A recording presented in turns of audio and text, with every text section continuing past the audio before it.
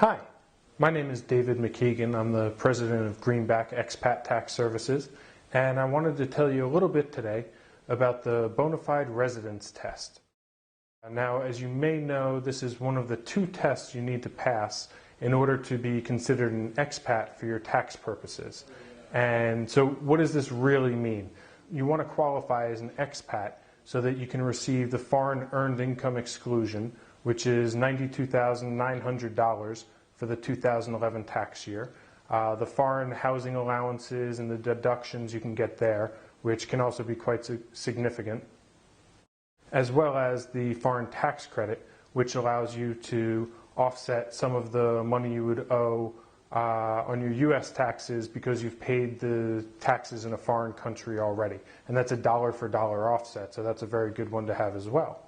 So, what do you need in order to qualify as a bona fide resident? Well, the first thing is you have to be either a U.S. citizen or a U.S. resident alien, and you have to be living in a foreign country. Now, the second part is that you have to be resident in a foreign country. So how do you know if you're resident in a foreign country? Well, the first part would be, do you have a resident card in that country?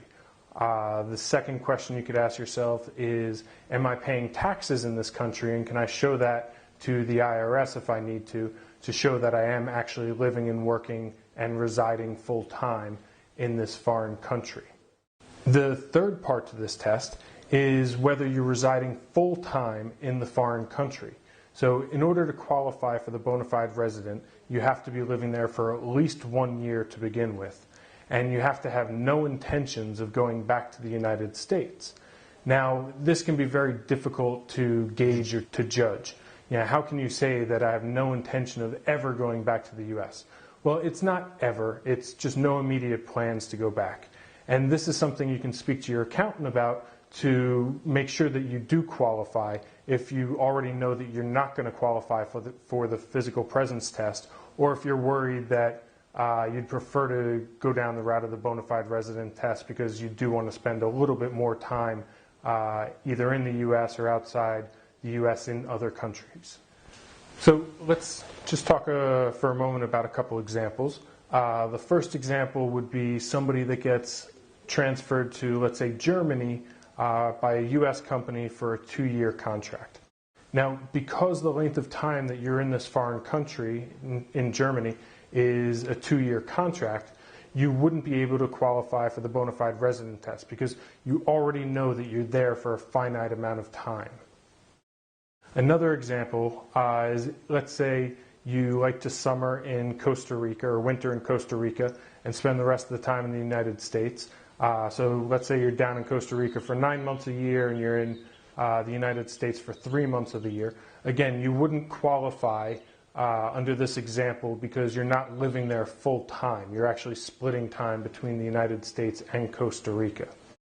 Another example would be if you move over to the UK, you get a job in the UK, and you're just living there, you're working there, maybe you get married to somebody in the UK or something like that. Now you would qualify because now you're actually living in the UK. You have no immediate plans of moving back to the United States.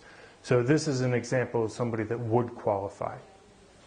Again, this one can be quite confusing, and as always, I would recommend speaking to a qualified accountant before making any mistakes or making any decisions that could lead to a mistake and cause you a big tax burden.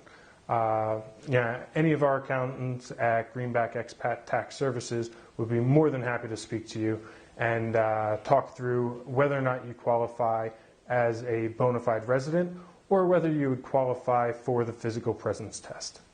Thank you.